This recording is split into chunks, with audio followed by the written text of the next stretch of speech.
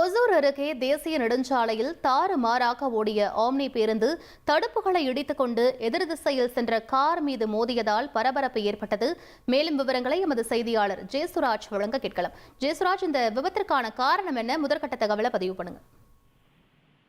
அதாவது ஒசூர் அருகே அட்டக்குறிக்கி என்ற இடத்துல தேசிய நெடுஞ்சாலையில பெங்களூருவிலிருந்து சென்னை நோக்கி சென்ற ஆம்னி பேருந்து கட்டுப்பாட்டை இழந்து தாறுமாறாக ஓடிய நிலையில் கட்டுப்பாட்டை இழந்து தேசிய நெடுஞ்சாலையின் நடுவில் இருந்த தடுப்பு வேலிகளை உடைத்துக் கொண்டு எதிர் திசையில் பெங்களூரு நோக்கி சென்ற ஒரு கார் மீது பயங்கரமாக மோதி விபத்துக்குள்ளானது. அதே நேரத்தில் அந்த ஆம்னி பேருந்து அங்கிருந்து அந்த சாலையோரத்தில் அந்த கட்டடத்தின் அருகே நின்ற ஒரு டிராக்டர், 2 இருசக்கர வாகனங்கள் ஆகியவற்றின் மீதும் தொடர்ச்சியாக மோதி அங்கிருந்த கட்டடத்தின் மீது இடித்து நின்றது. இந்த விபத்துல பாத்தீங்கன்னா கார், அதே போல டிராக்டர், இருசக்கர வாகனங்கள் என அடுத்தடுத்து சேதமானது.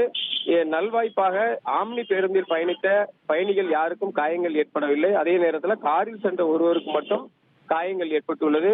அவரை மீட்ட அப்பகுதியில் நின்ற பொதுமக்கள் உடனடியாக அரசு மருத்துவமனைக்கு சிகிச்சைக்காக அனுப்பி வைத்துள்ளனர். அதே நேரத்தில் ஆம்னி பேருந்து கடையில் சுவர் மற்றும் கேட் மீறி மோதி அப்படியே நின்றது. இது குறித்து தகவல் அறிந்து வந்த சூளகிரி போலீசார் அந்த பகுதிக்கு சென்று விபத்து குறித்து தீவிர விசாரணை நடத்தினர்.